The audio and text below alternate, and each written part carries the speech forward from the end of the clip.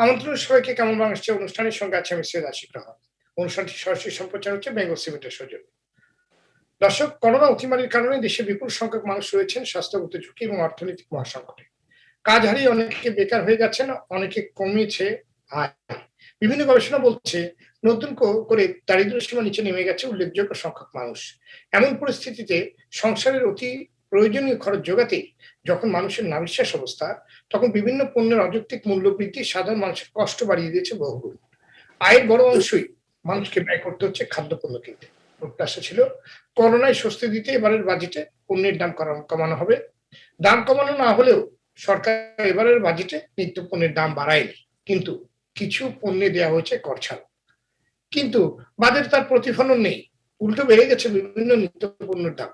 Budget প্রস্তাবের কয়েকদিনের ব্যবধানে লাগামহীন ভাবে বেড়ে গেছে চাল, ডাল, আটা, ময়দা থেকে শুরু করে দুধ, ডিম, আদা, রসুন, পেঁয়াজ সহ অন্তত 13টি নিত্য প্রয়োজনীয় পণ্যের দাম। বাজেট ঘোষণার পর মুড়ি, সাবান, সিলিন্ডার গ্যাস সহ বিভিন্ন পণ্যের দাম কমানোর কথা থাকলেও বাজারে এই পণ্যগুলো বিক্রি হচ্ছে আগের দামে। টিসিবির প্রতিবেদন বলছে গত এক মাসের ব্যবধানে চালের দাম বেড়েছে 3.36%, ভোজ্য তেলের দাম বেড়েছে 8.11%, চিনির দাম বেড়েছে 5.07%, প্যাকেটজাত লবণের দাম কেজিতে বেড়েছে 8.88%, বেড়েছে টিস্যু, ডিটারজেন্ট সহ বিভিন্ন প্রসাধনী পণ্যের দাম। করোনা মহামারীতে আয় হারানো মানুষের যখন দিশেহারা অবস্থা, তখন ওয়াসা বাড়িয়ে দিয়েছে পানির দাম। গণশুনানি করে সরকার সিলিন্ডার গ্যাসের দাম বেঁধে দিলেও তা মানছে না বিক্রেতা।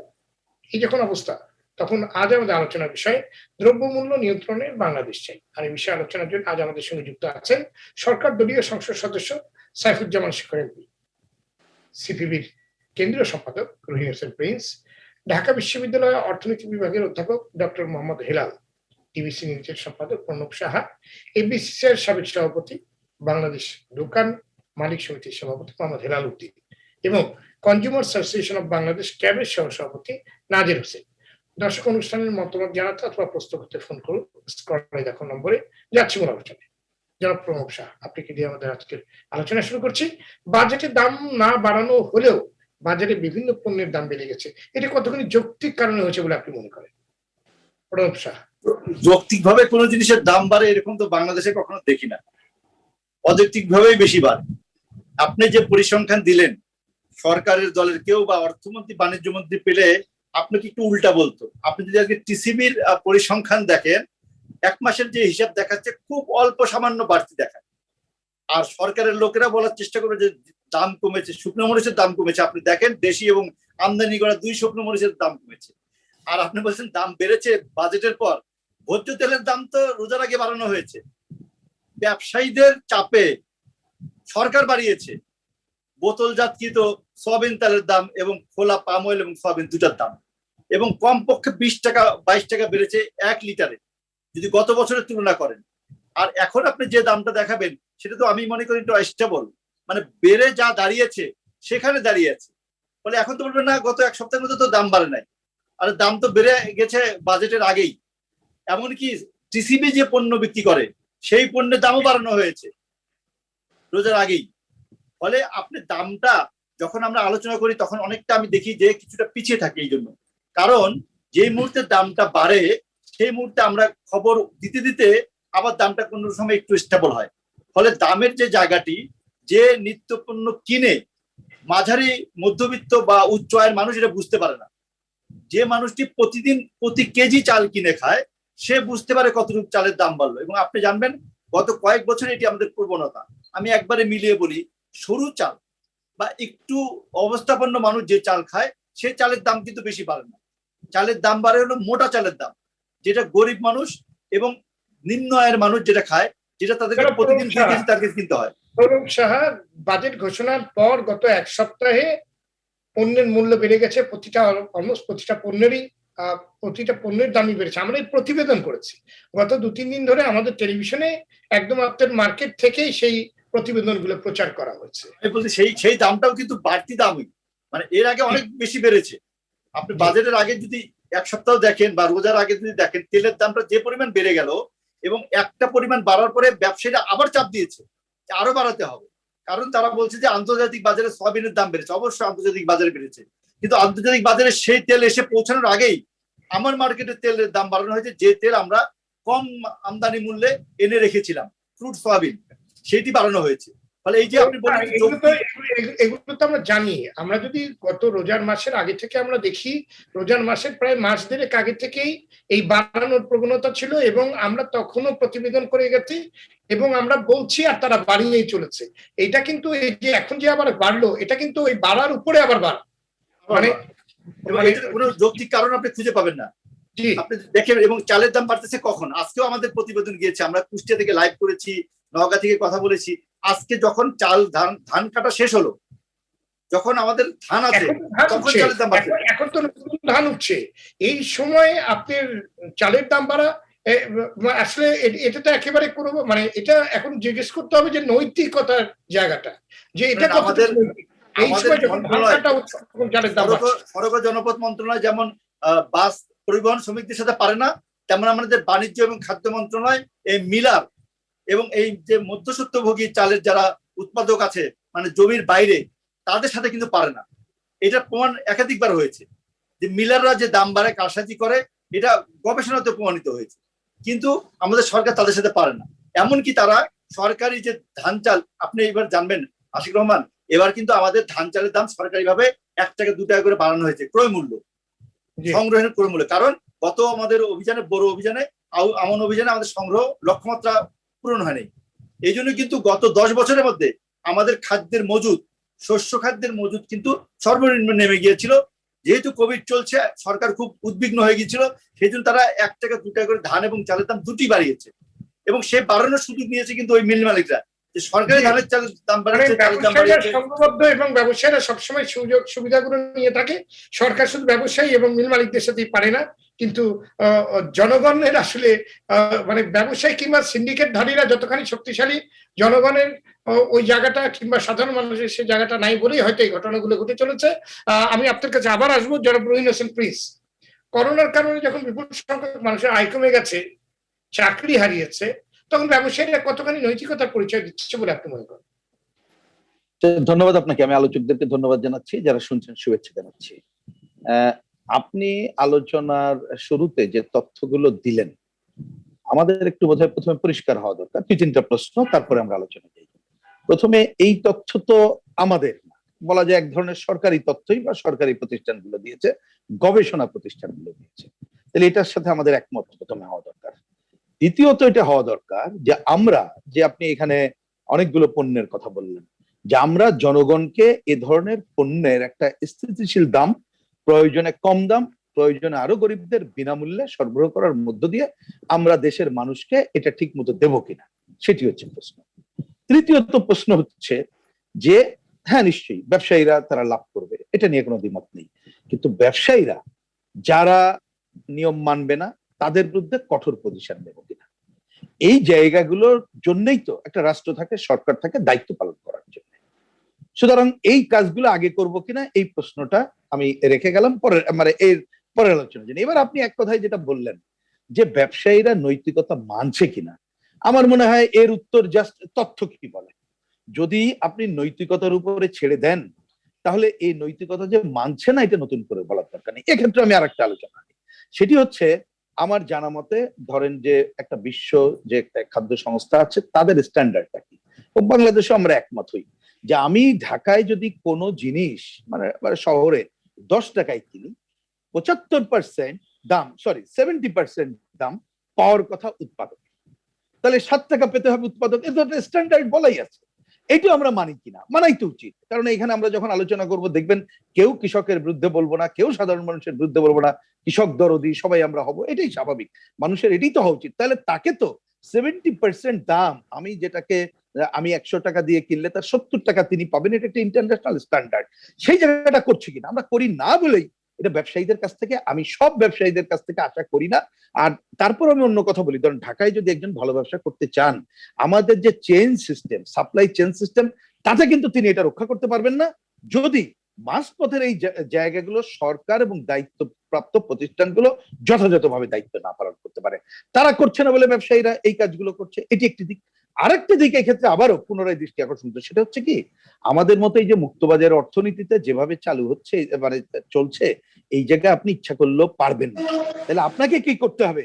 অন্তত পক্ষে যে নিত্য প্রয়োজনীয় জিনিসের জন্য এখানে আমরা বলি অন্তত পক্ষে 9 থেকে 11টা পণ্য, কারণ এখন এর তো অনেক কিছু এখন কি বলে যে একটা একেবারে অনিবার্য হয়ে যাচ্ছে। মানে এখানে আমি গ্যাস সিলিন্ডারের কথা বললেন, গ্রামে গঞ্জেও গ্যাস সিলিন্ডার একটা অনিবার্য পণ্য হয়ে গেছে, সেইটা হিসাব করলে কিন্তু সংখ্যা অনেক বেশি হয়ে যায় এখন।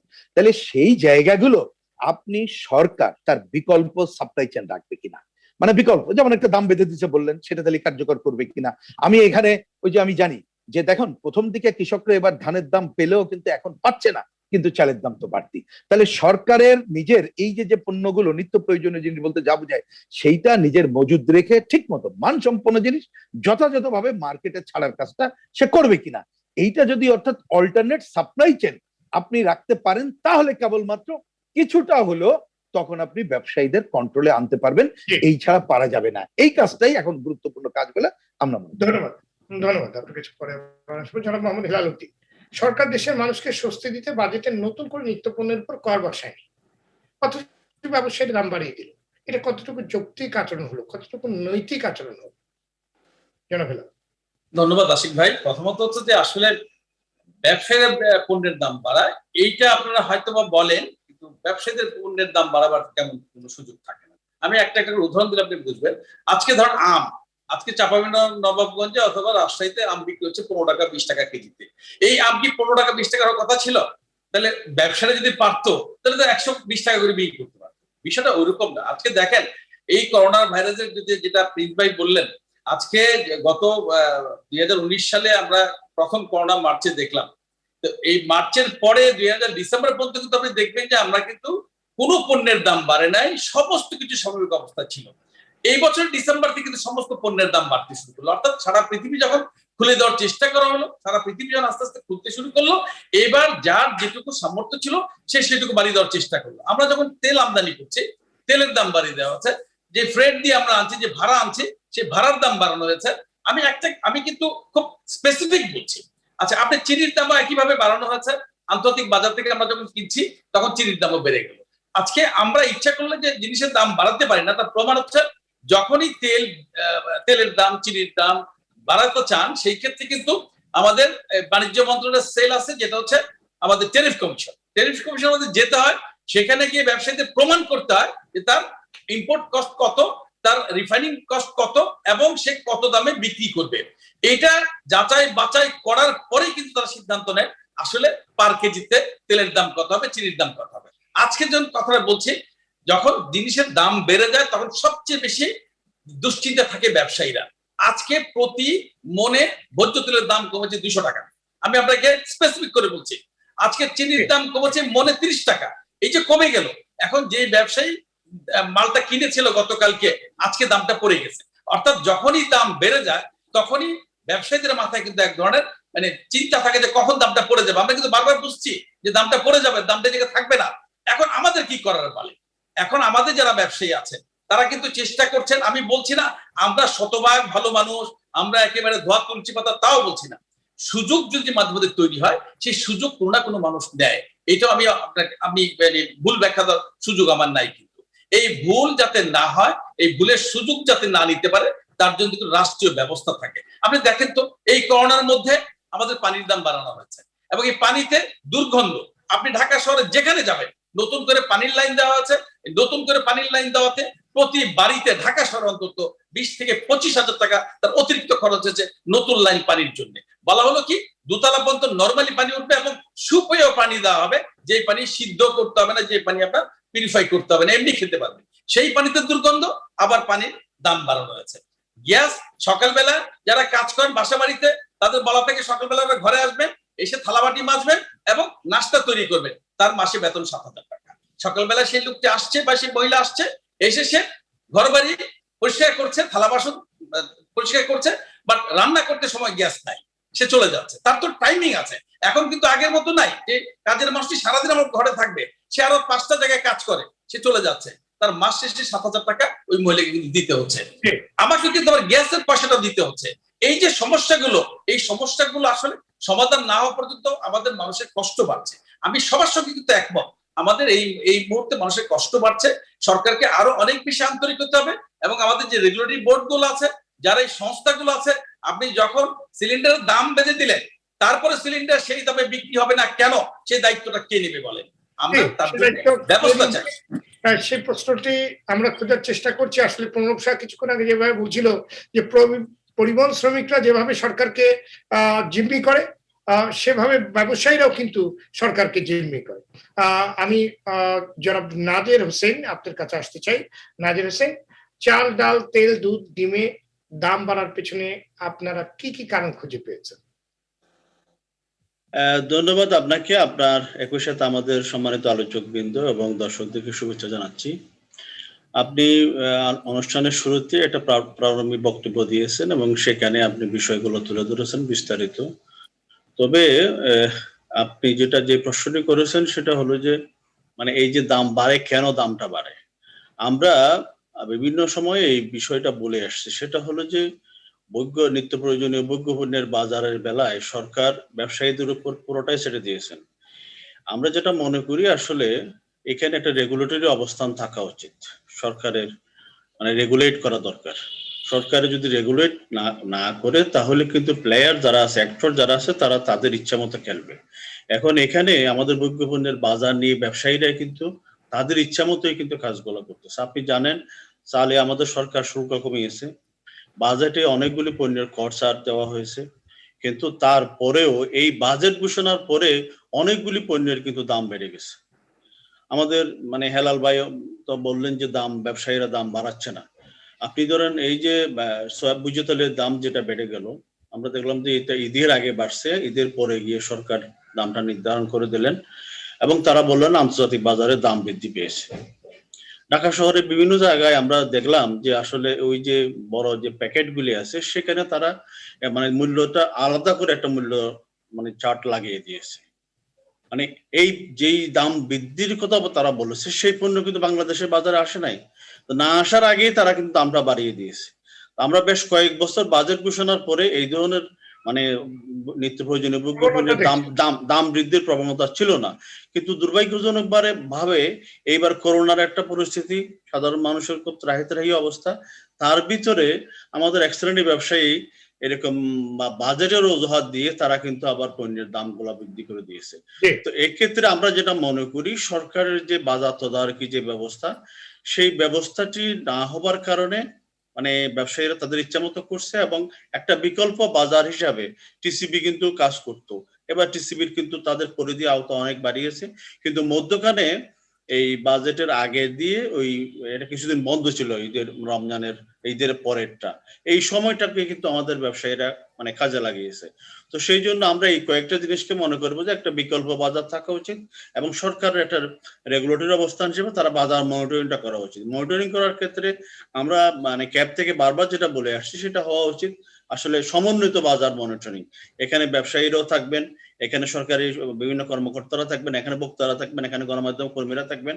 এটা যদি শুধুমাত্র নির্বাহী ম্যাজিস্ট্রেট এবং ব্যবসায়ীদের মাধ্যমে মনিটরিংটা হয় তাহলে কিন্তু ব্যবসায়ীরা কিন্তু বাজারটাকে মনিটরিংটা তার প্রভাবিত করবে। তো সেই কারণে আমরা বলছি এই জায়গাতে একটা মানে আমাদের সমন্বিত বাজার মনিটরিং করা দরকার। আর একটা জিনিস আপনাকে বলে রাখি, সেটা হলো যে আমরা বেশ কিছুদিন আগে থেকেই বলে আসছিলাম ভোগ্য পণ্যের যে পণ্যগুলি বাইরে থেকে আমদানি করি সেই পণ্যগুলির সেন্ট্রাল লেভেলে মন্ত্রণালয় লেভেলে একটা মনিটরিং থাকা উচিত এবং জেলা লেভেলে একটা মনিটরিং থাকা উচিত। কিন্তু এগুলো এত কিছু বলার পরেও মানে সরকারের কানে কিন্তু আমাদের এই মেসেজ গুলো আমরা দিতে পারতেছি না। সরকার সেই বিষয়টাতে কোনো ধরনের পদক্ষেপ দিতে পারছেন না। এই ব্যর্থতা কি আপনাদের না মানুষের? কার? আমরা সেই প্রশ্নের উত্তরটাই খোঁজার চেষ্টা করি। আমাদের সাথে একটি ফোন অনেকক্ষণ অপেক্ষা করছে। দর্শক, কে বলছেন, কোথা থেকে বলছেন? প্রশ্নটি করুন। আমার প্রশ্ন হলো আজকে যারা আছি এই খেটে খাওয়া বা কাজ কাম করে মানুষের সাধারণ ব্যবসা বাণিজ্য করে এবং আমাদের খুবই আজকে চলাফেরা হিমশিম খাচ্ছি এবং চরম বিভাগে আছি আমরা। সরকারকে আরো মনিটরিং করে এবং আমাদের সাধারণ মানুষের জন্য এগুলো আরো যারা আছে ওনাদেরকে দিয়ে এগুলো আরো সচেতন ভালো করে মনিটরিং করে যাতে মানুষের ক্ষমতা থাকে এবং মানুষ চলতে পারে, সুন্দরভাবে জীবন যাপন করতে পারে, এগুলো আরো দেখার জন্য আজকে শিকর ভাই আছেন আমাদের মাননীয় প্রধানমন্ত্রী। আমি ওনার কাছে এই জিনিসটা আবেদন করছি এবং মাননীয় প্রধানমন্ত্রী হিসাবে ওনাকে আমি যে আজকে ওনাকে পাচ্ছি এবং ধন্যবাদ জানাচ্ছি। এই আমার হলো আবেদন। আসসালামু জি, ধন্যবাদ। আপনার প্রশ্নের উত্তরটি আমরা খোঁজার চেষ্টা করব। আমরা আরো আলোচনা করব, কিন্তু আমাদের একটি বিরতিতে যেতে হচ্ছে। দর্শক, বেঙ্গল সিমেন্টস কেমন বাংলাদেশ অনুষ্ঠান নিচ্ছে একটি বিরতি। ফিরে আসছে অল্প সময়ের মধ্যে, সাথেই থাকবো।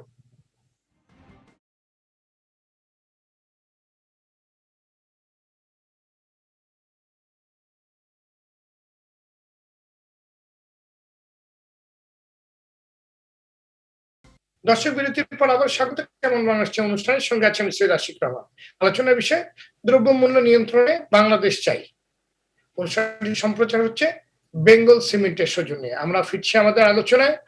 বিরতির পূর্বে একজন দর্শকের একটি ফোন ছিল, তার কিছু খুব সহজ সরল প্রশ্ন ছিল। অধ্যাপক ডক্টর মোহাম্মদ হেলাল, আপনি যদি দর্শকের প্রশ্নের উত্তরটি করেন। ধন্যবাদ। একটা তো আপনার দাম যখন বাড়ে তখন তো আপনার এটা নিম্নআয়ের মানুষকে, এই যে করোনাকালীন অবস্থা তার আগেও কিন্তু আপনার হার্ট করতো, আপনার ক্রয় ক্ষমতা কমে যাচ্ছে। তো সেই হিসেবে আপনার একটা হলো যে সরকারের করণীয় কি, সেই বিষয়টাই সামনে আসে। আমি স্পেসিফিক কিছু বলার আগে এই টোটাল যে ডিবেটটা হচ্ছে, সেই ডিবেটটার মধ্যে একটা নতুন ডাইমেনশন আমি আনতে চাই। মানে আমার অর্থনীতির যে আমার যেটুকু ছাত্র হিসেবে আমি যেটুকু শিখেছি, এবং আমি মনে করি যে পরের যে ডিবেট গুলো হবে দাম দাম দাম নিয়ে আর কি, সেগুলো তো হয়তো এটা প্রাসঙ্গিক সবসময় থাকবে। আমি একটু যদি সময় বেশি নিয়ে নিই, পরে আমাকে সময় একটু কেটে দেবে। প্রথম হলো যে আপনারা যে ব্যাপারটা নিয়ে আসছেন যে বাজেটে বলেছে দাম বাড়বে না, বাজেটে কখনো বলা নাই দাম বাড়বে। দাম বাড়ার দুইটা ওয়ে আছে। একটা হলো আপনার রাজস্ব নীতির ক্ষেত্রে, বাজেটের ক্ষেত্রে ট্যাক্স যখন কালেক্ট করা হয়, কিছু পণ্যের ক্ষেত্রে আমরা একটু ট্যাক্স বাড়িয়ে দিই, কিছু পণ্যের ক্ষেত্রে ট্যাক্স কমিয়ে দিই। এটা হলো আপনার স্পেসিফিক আমরা দেখি রাজস্ব নীতির ক্ষেত্রে। কিন্তু আপনি যদি এই বাজেটে দেখেন, বাজেটে কিন্তু বলা আছে মূল্যস্ফীতির টার্গেট সম্ভবত 5.2%। তাহলে মূল্যস্ফীতির টার্গেট 5.2% মানে কি?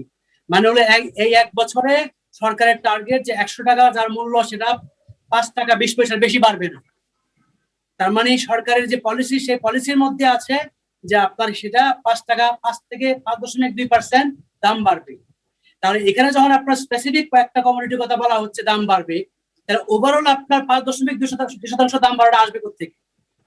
আসবে আপনার মুদ্রানীতি দিয়ে। আপনি যদি মনে করেন যে এইবার যে দাম আছে আগামী বছর একই দাম থাকবে, দাম লেভেলটা একই থাকবে, তাহলে আমার যদি অর্থনৈতিক প্রবৃদ্ধি, যে আমরা যেটাকে বলি জিডিপি রিয়েল প্রবৃদ্ধি যেটা, সেটা যদি 7% হয়, আর আমার মানির যে সরবরাহ আপনার অর্থনীতিতে আসে সেটা যদি 7%ই থাকে, তাহলে শূন্য মূল্যস্ফীতি হবে। মূল্যস্ফীতি শূন্য হওয়া মানে যে দাম আগত বছর ছিল এবার একই দাম থাকবে। কিন্তু যখনই আপনি বলছেন যে মূল্যস্ফীতি 5.2, আমি 5.5 থেকে কমায় নিয়ে আসছি, স্টিল সরকারের পলিসির মধ্যে আছে আপনার মূল্য দাম বাড়বে আপনার 5.2%। এটা একটা জিনিস ক্লিয়ার করা উচিত। 2 নম্বর হলো আপনার দামের লেভেল নিয়ে ব্যবসায়ীরা মানে কি আপনার সমস্যা করে, নাকি দামের ফ্লাকচুয়েশন যেটা, সে জায়গায় আমরা ব্যবসায়ীদেরকে আমরা দায়ী করতে পারি। এবার আমি ভিন্নভাবে আসি প্রসঙ্গটাতে। 71 থেকে যদি আমি গড়ে ধরি মূল্যস্ফীতি, তাহলে 7% আমি করি না এখনো, রাফলি 7% যদি আমি ধরি 71 থেকে এ পর্যন্ত, কখনো কখনো 10% বেশিও ছিল। তাহলে 7% যদি আপনার মূল্যস্ফীতি হয়, প্রতি 10 বছরে আপনার দাম বা মূল্য লেভেল দ্বিগুণ হবে। তাহলে 71-এ যদি আপনার মূল্য লেভেল সবকিছুর অ্যাভারেজ দাম যদি 100 টাকা থাকে, উদাহরণ দিচ্ছি আমি, 81 সালে হবে 200 টাকা, 91-তে হবে 400 টাকা, 2001 সালে হবে আপনার 800 টাকা, 2011-তে হবে আপনার 1600 টাকা, 2021 সালে হবে 3200 টাকা। তার মানে 71-এ যে দাম লেভেল ছিল সেটা 32 গুণ হবে আপনার 2021 সালে। তাহলে সরকারের যারা কর্মকর্তা কর্মচারী, তাদের জন্য কি করছে, প্রতি বছর যে ইনক্রিমেন্ট, সেটা হলো ইনফ্লেশনকে অ্যাডজাস্ট করার জন্য। এখন তাহলে যারা কিনা আপনার ওই যে 80, 85, 90 ভাগ যারা ইনফর্মাল সেক্টরে আছে, যারা কিনা সরকারের জব বা প্রাইভেট জব করে না, যেখানে ইনক্রিমেন্ট নাই, তাদের অ্যাডজাস্টমেন্টটা কিভাবে হবে? ফলে ওই যে আপনি বলছেন দাম লেভেল যেটা, সেই লেভেলটা বাড়ছে সরকারের পলিসির কারণে। আর ওই যে ফ্লাকচুয়েশন যেটা, যখন সিটি কর্পোরেশন বলে যে বিফের দাম হবে 550 টাকা সঠিক দাম, কসাই যখন সেটাকে 580 টাকা নেয়, ওই ফ্লাকচুয়েশনটা কসাই করছে। কিন্তু 200 টাকার কেজি থেকে কয়েক বছরের ব্যবধানে যে 550 টাকা আপনি সঠিক প্রাইস বলছেন, সেই সঠিকতা আসছে কস্ট থেকে আসছে। এবার আপনি দেখেন 71-এ যে দামটা 1 টাকা ছিল, সেটা 32 গুণ হয়েছে গড়ে। আমি বলছি একটা রাফ হিসাব হলো আপনার 2021 সালে চালের দাম কয় টাকা বেড়েছে? চালের দাম যদি আপনি 71-এ দেখেন আর যদি 2021 সালে দেখেন 32 গুণ তো বাড়ে নাই। তাহলে কেন বাড়ে নাই? কারণ আপনি চালের উৎপাদনের ক্ষেত্রে আপনি কন্টিনিউয়াসলি আপনি কি করছেন? ভর্তুকি দিচ্ছেন, ভর্তুকি দিয়ে কস্টটাকে আপনি কমিয়ে রাখছেন। উৎপাদনে যদি আপনি কস্ট কমিয়ে রাখতে পারেন তাহলে দাম আপনার নিচে থাকবে। এখন গভর্নমেন্ট সামষ্টিক অর্থনীতির কারণে এই যে আপনার 8% গ্রোথ হলেও 15% 16% আপনার মানির যে আপনার প্রভাব আছে কেন? কারণ অর্থনৈতিক প্রবৃদ্ধি যদি আপনি চান তাহলে মানির ফ্লো আপনার বেশি অর্থনীতিতে বাড়াইতে হবে। মানির ফ্লো যদি বেশি আসে তাহলে যত বেশি মানির ফ্লো হবে তত আপনার মূল্যস্ফীতি বাড়বে। মূল্যস্ফীতি যদি বাড়ে তাহলে এইটাকে গভর্নমেন্ট চেষ্টা করে যে প্রান্তিক গোষ্ঠীকে কিভাবে সেফটি নেট এবং অন্যান্য কিছু আপনার সুযোগ সুবিধা দিয়ে এটাকে কন্টেন করা যায়। কিন্তু আমি বলছি যে একটা পুঁজিবাদী সিস্টেমে বা মার্কেট ইকোনমিতে এই যে মূল্যস্ফীতি হচ্ছে এটা আপনার সাপ্লাই ড্রাইভেন, আর ওই সাপ্লাইটা ডিপেন্ড করে কস্টের উপরে। এবার আপনি যদি উৎপাদনের ক্ষেত্রে আপনি কস্টে যান, প্রত্যেকটা জায়গায় আপনি দেখেন, আপনি পোল্ট্রি উৎপাদনে যান, আপনি লাইফ স্টকে যান, আপনি এই যে গরুর ক্ষেত্রে আপনি যান, ওখানে গিয়ে আপনি দেখেন যে উৎপাদন খরচটা সেটা দিয়ে আপনি দেখবেন যে আপনি বুঝতে পারবেন যে এই খরচ দায়ী। এখন সেজন্য আমি বলছি যে হ্যাঁ, ব্যবসায়ীরা একটা ফ্লাকচুয়েশন যেটা হয় সেটা তাদের ব্যবসায়ীরা আপনার এখানে তাদের অনেক কখনো কখনো ম্যানিপুলেশন থাকতে পারে, কিন্তু এই ওভারঅল যে আপনার প্রাইস লেভেলে যে জায়গায় চলে আসছে এইটা ব্যবসায়ীর কারণে, এটা গভর্নমেন্টের পলিসি। গভর্নমেন্টের পলিসি বলতে আমি 71 থেকে শুরু প্রত্যেকটা গভর্নমেন্টে আপনি দেখবেন তাদের একটা ইনফ্লেশন টার্গেট থাকে। গভর্নমেন্ট যদি বলতো আমার টার্গেট 0 ইনফ্লেশন, তাহলে কিন্তু আপনার আর এই দাম বাড়তো না। আর আমরা যারা সাধারণ মানুষ আমরা মনে করি গভর্নমেন্ট বলছে মূল্যস্ফীতি কমেছে, তার বাজারে তো জিনিসের দাম বাড়ছে, তো গভর্নমেন্ট তো বলে নাই দাম বাড়বে না। মূল্যস্ফীতি কমেছে মানে দাম একটু কম হারে পাবে। আমি এখানে থামছি, পরে আবার আসলে আমার কারণ আমি বলবো। জনাব হেলাল, আপনি তো অর্থনীতির অনেক ফর্মুলার কথা বললেন। সাধারণ মানুষ তো এইসব ফর্মুলা বোঝে না। সাধারণ মানুষ বোঝে যে গত 5 বছরে তার বেতন 1 টাকাও বাড়েনি, কিন্তু জিনিসপত্রের দাম কিন্তু 20 থেকে 25% বেড়ে গেছে। হ্যাঁ, সরকারি কর্মকর্তা কর্মচারীদের বেতন 100 টাইমস বেড়েছে, তাদের অনেক সুযোগ সুবিধা বেড়েছে, তাদের গাড়ির ব্যবস্থা হয়েছে বিনা সুদে, আবার তার জন্য 50,000 টাকাও তাদের খরচ অ্যাড হয়েছে। তো এগুলো তো আসলে এগুলো হয় কি সাধারণ মানুষের উপর তো একটা অমানবিক একটা চাপ গিয়ে পড়ে। আপনার যে অর্থনীতির ফর্মুলা সেটা তো মানুষের কাছে আসলে বোধগম্য হচ্ছে না। আপনি দায়ী করবেন না, আমি বলছি গভর্নমেন্টের পলিসি। এখন সেখানে আপনি দেখেন, আমি আপনার করে বলি একটা কথা দ্রুত বলি, বাংলাদেশের ল্যান্ডের 70% প্লাস 74% রাইস প্রোডাকশন, অথচ আপনি যদি রুরাল পভার্টি দেখেন, রুরাল পভার্টি অনেক বেশি। কেন বেশি? কারণ আপনার রাইস প্রোডাকশনে যারা জড়িত সেখানে কিন্তু আপনি সাপোর্ট দেওয়ার জন্য প্রাইসটা কমায় রাখছেন। এগুলো তো ডাইনামিক্স অবশ্যই। ডাক্তার মোহাম্মদ হেলাল, আমি কিন্তু আপনার যৌক্তিক কারণে যেটা বাড়া সেটার ব্যাপারে কোনো প্রশ্ন নাই। এখন যদি ওয়ার্ল্ড মার্কেটে সয়াবিনের দাম বাড়ে কিংবা ওয়ার্ল্ড মার্কেটে কোনো কিছুর দাম বেড়ে থাকে, সেটা তো আর আপনার যদিও ওয়ার্ল্ড মার্কেটে বেড়েছে শুনেই এখানে দাম বাড়িয়ে দেওয়া হয়, সেটা না কথাই না বললাম। কিন্তু যে সকল জিনিস অযৌক্তিক ভাবে, যেমন ধান কাটা হচ্ছে, এখন নতুন ধান উঠছে, তখন ধানের দাম, তখন চালের দাম বাড়ছে।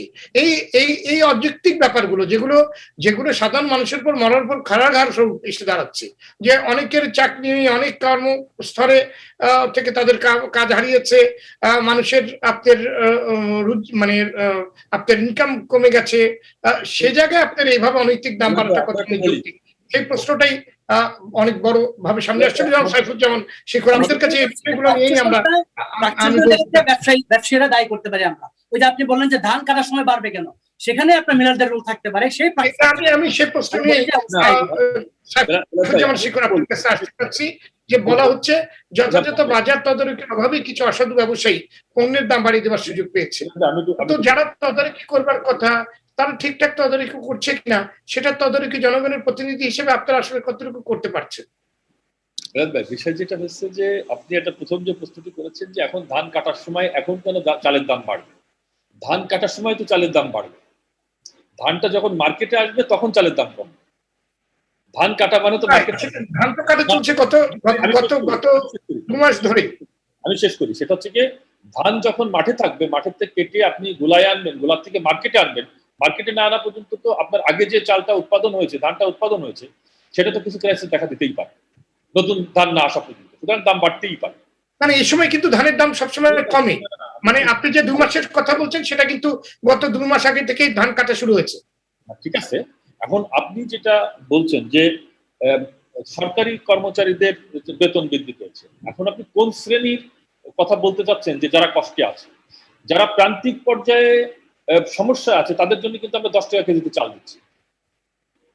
যারা প্রান্তিক পর্যায়ে সমস্যা আছে, বিলাত ভাই আমি আশিক ভাই আমি শেষ করি, প্রান্তিক পর্যায়ে যারা আছে তাদেরকে আমরা বিজিএফ কার্ড দিয়ে বিনামূল্যে খাবার দিচ্ছি। আমরা যারা প্রান্তিক পর্যায়ে সমস্যা আছে তাদের সমস্যা সমাধানের জন্য আমরা 10 টাকা কেজি চাল দিচ্ছি, আমরা বৃদ্ধ ভাতা দিচ্ছি, বয়স্ক ভাতা দিচ্ছি, অর্থাৎ সামাজিক নিরাপত্তা বেষ্টনের মধ্যে নিয়ে এসে তাদের সেই প্রবলেমটা কিন্তু আমরা সলভ করছি। এখন আসেন আমাদের মোহাম্মদ হেলাল সাহেব ডক্টর মোহাম্মদ হেলাল সাহেব বলার চেষ্টা করেছেন যে আসলে মুদ্রাস্ফীতির সাথে দাম বৃদ্ধির একটা থাকে, এটার সাথে আমি একমত। তবে আমরা যদি একটা জিনিস খেয়াল করি যে গত 12-13 বছরে যদি আপনি নিত্য প্রয়োজনীয় দ্রব্যের দিকে তাকান তাহলে কিন্তু বৃদ্ধির হারটা অন্যান্য সময়ের চেয়ে কিন্তু কম, এবং এটা অ্যাডজাস্টমেন্ট, কখনো কমছে কখনো বাড়ছে। যখন বিশ্ববাজারে দাম বাড়ছে তখন বাংলাদেশের দাম বাড়ছে, যখন বিশ্ববাজারের দাম কমছে তখন কিন্তু এটা কমে আসছে, যেটা আগে কখনো ছিল না। আমরা এক সময় মসুরির ডাল 105 টাকা খেয়েছি, আমরা 2008-এর আগে ফিরে গেলাম। সেই মসুরির ডাল কিন্তু আওয়ামী লীগ গভর্নমেন্ট আসার পরে 55-56 টাকায় খেয়েছি, 68 টাকায় খেয়েছি, 110-এ খেয়েছি, আবার ফিরে চলে গেছি 78 টাকায়। এটা কিন্তু একটা অল টাইম একটা প্রক্রিয়া, যে যখন বিশ্ববাজারে দাম বাড়ছে আমরা যেখানে আমদানির উপর নির্ভর করছি যে পণ্যগুলোর উপর, সেই পণ্যগুলো কিন্তু আমরা যখন দাম বাড়ছে তখন দাম বাড়ছে, যখন দাম কমার তখন দাম কমছে। রুহিন হোসেন প্রিন্স ভাই একটা মূল্যবান কথা বলেছেন যে বিকল্প একটি সাপ্লাই চেইন দরকার। এই বিকল্প সাপ্লাই চেইনটা কিন্তু আমরা সৃষ্টি করেছি। আজকে যদি আপনি লক্ষ্য করেন যে আমরা টিসিবি দিয়ে আমরা একদম থানা পর্যায়ে ন্যায্য মূল্যে দাম পৌঁছানোর চেষ্টা করছি, এবং সেটা কিন্তু একটা কন্টিনিউ প্রসেস। যখন প্রয়োজন হচ্ছে না তখন আমরা বন্ধ রাখছি, যখন বিশ্ববাজারের দাম বাড়ছে, বাংলাদেশের মার্কেটে দাম বাড়ছে, তখন কিন্তু সেটাকে আমরা স্থিতিশীল রাখার জন্য আমরা বিসিসিবি কি বলে আমরা গভর্নমেন্টের মাধ্যমে সেই খাবারটা কিন্তু আমরা নিয়ন্ত্রণে করার চেষ্টা করতেছি। এখন কিছু দু একটা পণ্যের দাম হয়তো বেড়েছে, কিন্তু কিছু কিছু পণ্য কিন্তু একেবারেই সম্পূর্ণভাবে স্থিতিশীল আছে। আমি এই ইসে ঢোকার আগে, অর্থাৎ এই টক শোটা শুরু হওয়ার আগে নিজেরা যখন কথা বলছিলেন তখন মুরগির দাম নিয়ে কথা হচ্ছিল। হ্যাঁ, দেশি মুরগির দাম 400 টাকা ছিল গত বছর, এখন 450 টাকায় বিক্রি হচ্ছে। পাশাপাশি কিন্তু আমাদের লক্ষ্য করতে হবে যে পাকিস্তানি মুরগি যেটা আমরা সোনালী মুরগি বলি, সেই মুরগিটা কিন্তু 370 টাকা ছিল, সেটা কিন্তু এখন 200 টাকায় বিক্রি হচ্ছে। আমাদের ব্রয়লারটা কিন্তু 150 টাকায় স্থিতিশীল আছে। সুতরাং দুই একটা পণ্যের দাম বিশ্ববাজারের কারণে যদি বেড়ে থাকে, সেটা আমরা আবার যখন বিশ্ববাজারের দামটা কমে আসবে তখন কিন্তু আমরা এটা সমন্বয় করে নেব। আমরা যে বিষয়গুলো এত ইসের পরেও, এই যে করোনা বা এই যে বিভিন্ন প্রতিকূলতার মাঝেও যে জিনিসগুলো এখনো স্থিতিশীল, বরঞ্চ কিছু কিছু দ্রব্যের দাম কমেছে, এই কথাগুলো আমরা কেউ কিন্তু বলছি না। জি, আপনি যদি বলেন যে কোন কোন পণ্যগুলোর দাম কমেছে, যদি আপনি সোনালী মুরগি যেটা 370 টাকা ছিল সেটা এখন 200 টাকা। জি, আলুর দাম কমেছে, পেঁয়াজের দাম কমেছে গত বছর চাইতে, এগুলো অনেক দাম কমেছে, আদার দাম কমেছে, রসুনের দাম কমেছে। কত টাকা ছিল, কত টাকা থেকে কত কমেছে জনাব হেলাল? আপনি যে ফর্মুলায় বলছেন যে কোন কোন বাজারে কমেছে, আপনি বলুন, আমরা যাব। আপনি তো সাইফুল জামান কমে এসছে। পেঁয়াজ কোন বাজারে কম পেয়েছেন? 80 টাকা কেজি, আদা 120 টাকা কেজি, এগুলো কমে এসছে না? আজকে টক্সের মাধ্যমে সাধারণ মানুষ সবাই দেখছে। আপনি যদি বলে দেন যে এই বাজারে রসুন আর পেঁয়াজ এই বাজারে গেলে পরে আপনারা কম পাবেন, আপনার মাধ্যমে আমরা জানাতে চাই, সেখানে চলে যাবে। আশিক ভাই, এটা না যেটা শেখর ভাই বললেন, আমি সেটাই বলছি, কমে না সেটা না, রসুন দাম কমে, সেটা কমে না কেন? রসুন 68 টাকা থেকে, রসুন 68 টাকা থেকে বাড়তে বাড়তে সেটা কিন্তু 180 টাকা থেকে বাড়তে বাড়তে 120 টাকা 125-এ চলে গেছিল। এখন যদি সেখান থেকে কমে যদি আপনার 90 আসে, আপনি যদি বলেন যে সেটা কমেছে, তো 140 টাকা কমবে না। আচ্ছা আশিক ভাই, আপনি বলেন তো কারেকশন হবে নাকি? বলেন, একটা জিনিসের দাম অব্যতভাবে কম থাকবে, আপনি কি সেটা ধরে নেবেন যে এটি তার বাজার মূল্য? আপনারা এভাবে ধরবেন না, আপনারা তো 70 টাকার জিনিস 200 টাকা করে তারপর আপনার 20 টাকা কমিয়ে বলবেন কারেকশন। এটা তো আপনার দীর্ঘদিন ধরেই আপনার সবাই দেখছে। কথাটা এইভাবে বললে হবে না। আমি যেটা শেষ করি, এটাতে যে কথাটি বলছিলাম যে যারা প্রবলেমে পড়বেন তাদের জন্য কিন্তু আমরা 10 টাকা কেজি চালের ব্যবস্থা করেছি। তাদের জন্য আমরা ভিজিএফ কার্ডের ব্যবস্থা করেছি, তাদেরকে আমরা সামাজিক নিরাপত্তা বেষ্টনের মধ্যে নিয়ে এসেছি। আর পাশাপাশি আপনারা যারা চাকরি করেন, যারা জি। সরকারি কর্মকর্তা, মধ্যবিত্ত, আমরা মধ্যবিত্তের কথা শুনতে চাচ্ছি। বেতন বৃদ্ধি পেয়েছে। সুতরাং 3 গুণ 4 গুণ বেতন বৃদ্ধি পেয়েছে। সেই হিসেব করলে দ্রব্যমূল্য দাম কিন্তু সেই পর্যায়ে পৌঁছায়। মানে সরকারি কর্মচারীদের বেতন বেড়েছে, প্রাইভেট সেক্টরে কি আদৌ বেতন বেড়েছে? অবশ্যই বেড়েছে আসলে। জি, আমি একটু বলি, আশিকুর রহমান, আমি একটু বলি, আমরা তো মধ্যবিত্ত মানুষ, চাকরি করে খাই। আপনি একজন সিও, আপনি কি গত বছরের তুলনায় এবার ইনক্রিমেন্ট দিয়েছেন আরটিভিতে? না, আমাদের তো তাহলে আমার তো বেতন বাড়ে নাই, আমাদের চালানো ইনক্রিমেন্ট হয় নাই, ফলে আমার যে বাড়তি দাম সেটা আমি পাই না, ফলে আমার কিন্তু বেতন বাড়ে নাই। সরকারি কর্মচারীদের বেতন না বাড়লেও বেতন, বোনাস, ভাতা, বৈশাখী ভাতা সবই হয়েছে। আমার তো কর্তৃপক্ষ গতবার ঈদের বোনাসও দেয় নাই করোনার কথা বলে। আমি কোথায় বেশি টাকা পাবো? আর হেলাল ভাই যে আমাদের বললেন যে দাম কমেছে পেঁয়াজের, অবশ্যই কমেছে। পেঁয়াজের দাম বাংলাদেশে 200 টাকা উঠেছিল, সেই পেঁয়াজের দাম যে গত মাসে 30 টাকা ছিল, এবার 45 টাকা, 1 কেজিতে 15 টাকা বেড়ে গেছে। সেই টাকা কে দিবে? এবার কি কেউ পাইলে 200 টাকা পেঁয়াজ বিক্রি করতে পারবে? একজন ব্যবসায়ী যদি চায় গত বছর 200 টাকা বিক্রি করছে, এবার 200 টাকা ছিল 30 টাকা। এটা কি সম্ভব? হেলালুদ্দিন গত মাসে 30 টাকা ছিল, এই মাসে 45 টাকা। না, আমি সেটা বলছি, দাম তো নির্ধারণ করবে, হিসাব দেখান। কিন্তু এখন একজন ব্যবসায়ী মনে করে যে গত বছর 200 টাকা পেঁয়াজ বিক্রি করছে, এবারও তাই করব, সম্ভব? না, 200 টাকা পারবে না, কারণ সে তো 200 টাকা কিনে নাই। রাইট, এইটাই বলছে যে বাজার ভাগাভাগি করে। আপনি যেটা বললেন 30 টাকা ছিল গত মাসে, এখন 45 টাকা। আর বাজেটের কথা বলি, বাজেটে কমিয়েছে কোনটার দাম? মুড়ির দাম কমিয়েছে। আপনি মুড়ি খেয়ে খুশি থাকেন, কিন্তু মুড়ির ভ্যাট কমিয়েছে। ভ্যাট মানে হলো কর্পোরেট মুড়ি, যেটা সুপার মার্কেটে কেনেন। গ্রামে যে মুড়ি বিক্রি হয় সেখানে ভ্যাট ছিল না, সেই মুড়ির দাম কমবে না। এখনো কিন্তু বাজেট পাস হয় না। অবশ্যই সেই জন্য শেখর আপনাদের কাছে, আমাদের সাকুজ্জামান শেখর, সেই জন্য আপনাদের কাছে আসা যে আপনারা এটা বলবেন। কারণ যেভাবে আমাদের প্রফেসর হেলালুদ্দিন যেভাবে মূল্যস্ফীতির কথা বলেছে, সেইটা হিসাবে রাখতে হবে। আসছে আপনাদের আলোচনা, আমাদের আলোচনার পরিপ্রেক্ষিতে নিশ্চয়ই আমরা সেখানে মিনিমাইজ করি। এটাই হাইব্রিড গাড়ির দাম কমিয়ে কোনো লাভ নেই, হাইব্রিড গাড়ির শুল্ক কমানো হয়েছে, তাতে আমাদের কোনো লাভ হবে না। এখন যেহেতু এরকম একটি ক্রাইসিস চলছে যেখানে সবাই চেষ্টা করছে সার্ভাইভ করার, সেখানে পানির দামটা কি কমবে? আচ্ছা, আমি একটু কথা বলবো। কাকে বলছেন? আমি আচ্ছা, সবার কাছে আসবো, আমরা সবার কাছে আসবো। প্রণব সাহা, আমার প্রশ্নটা আপনার কাছে। পানির দাম, জি, ছোট্ট করে শেষ করে নেন। পানির দাম, জি, আপনি পানির দামের কথা বলছেন না? প্রিন্স ভাই কিছু একটা যোগ করতে চাচ্ছিলেন, ছোট্ট করে যদি বলেন। ঠিক আছে, প্রণবদা বলুক, আমি একবারে বলি। প্রণবদা বলুক, তারপর। ওকে, প্রণব সাহা, করোনা মহামারীর মাঝেই গত বছর বিদ্যুতের দাম বাড়ানো হলো, এবার বাড়ানো হলো পানির দাম। কতখানি যৌক্তিক এই করোনা প্যান্ডেমিকের মধ্যে? খুবই যৌক্তিক। আপনি করোনা হলে পানি খাইতে হবে না? বেশি পানি খাইতে হবে তো। তা ও আশা বলবে আপনি ওষুধের দাম বাড়লো, আপনি ডালের দাম বাড়লো, চালের দাম বাড়লো, পানির দাম বাড়বে না? ওয়াসার লোকদের তো বেতন ভাতা দিতে হবে। চুরি যতই করুক, দুর্নীতি যতই করুক, সরকার তো ইন্ডাস্ট্রিতে বিভিন্ন জায়গায় ভর্তুকি দিচ্ছে। ওয়াসার কর্মকর্তা কর্মচারীদের বিরুদ্ধে যে দুর্নীতির অভিযোগ আছে, সেটা তো আরো বাড়তে হবে। সেটা বাড়বে যদি তাদের পানির দাম বাড়ানো হয়। কারণ পানির দাম যত বাড়বে, তত মানুষের বিল বাড়বে, তত তারা ঘুষ খেয়ে দুর্নীতি করে সেই টাকা কমিয়ে দেওয়ার জন্য ঘুষ দুর্নীতি করবে। ফলে সেই জন্য পানির দাম বাড়ানো হয়েছে, আপনি সুবিধার জন্য না। কথাটা কিন্তু একটু অযৌক্তিক কথা হচ্ছে, কারণ আমাদের কিন্তু দুর্নীতির বিরুদ্ধে জিরো টলারেন্স আমরা ঘোষণা দিই। না শেখরদা, ঠিক আছে, একটু অন্য আলোচনা আসুক। আচ্ছা, আমি অনুমতি দিলে আমি একটু বলি, বোঝানোর চেষ্টা করতেছি। সুতরাং এই যে আন্দাজে কথা বললে হবে না, কত কথা আন্দাজে কেন হবে? পানির দামটা কেন বাড়াবেন? পানির দামের যুক্তি কি? পানির দামের কি যুক্তি?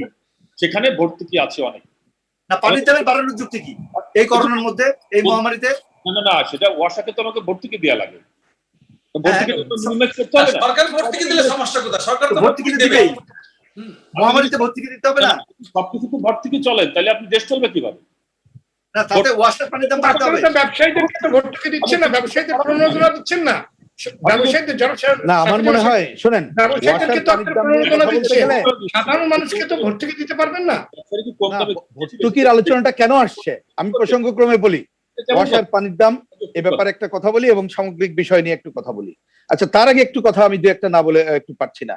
এখানে আমাদের শিক্ষক মোহাম্মদ হেলাল সাহেব, উনি যে অঙ্কের কথা বললেন, ওনার হিসাবে সেই অঙ্ক ঠিক আছে এবং আমি ব্যক্তিগতভাবে ইন্টারেস্টেড। উনি মুদ্রাস্ফীতি এবং যেভাবে দামের কথা বললেন, আসলে এইভাবে যদি চলে, আমি খালি একটা অঙ্ক বলে দিই আপনাকে, তাহলে প্রতি বছর সরকার কি জনগণের সাথে এইভাবে অ্যাডজাস্ট করে তার সবার আয়? এখানে প্রাইভেট প্রতিষ্ঠান অন্যদের কথা হলো, এটা হিসাবে রাখেন। বাংলাদেশে আয় নাকি বাড়ছে, তা সেটি হিসাব করলে 4 জনের পরিবার, সে যদি মাস শেষে যায়, দুর্নীতি বাদ দেন, তাহলে 63,000 টাকা পাওয়ার কথা। 5 জনের পরিবার 78,000 টাকা পাওয়ার কথা, 6 জনের পরিবার 93,000 টাকার পাওয়ার কথা প্রতি মাসে পায়। তো এই সরল অঙ্ক দিয়ে কিন্তু চলে না। এবং মুদ্রাস্ফীতির যেভাবে আপনি অন্যান্য পণ্যের কথা বলেন, আমি ব্যক্তিগত ইন্টারেস্টেড, আপনার সাথে কথা বলতে পারি, এর সাথে একমত হতে পারলাম না, এবং এটা ভুল ইনফরমেশন যায় বলে আমি ব্যক্তিগত হয়ে মনে করি। এই একটা ধান কাটা নিয়ে কথা হলো, দেখেন এটা পরিষ্কার বক্তব্য, আপনি ঠিকই বলেছেন, ধান কাটার সময় যদি মার্কেটে খারাপ অবস্থা থাকে তখন দাম বাড়তে পারে, কিন্তু প্রশ্নটা কি আসছে, ধান অনেক আগেই আরো কাটা হয়ে গেছে, তারপরে হচ্ছে সরকার যে দাম বেঁধে দিছে, এর থেকে প্রথম দিকে কৃষকদের দাম পেয়েছে, তারপরে মার্কেটে দাম কম, এবার খোঁজ নেন গতবারের থেকে, তাহলে তো চালের দামও কম হওয়ার কথা। এটা হচ্ছে ওই প্রণব সাহা এবং অন্যরা বলেছেন, এইটা পুরো মিলারদের কারসাজি, হিসাবটা তো সেইখানে নিতে হবে।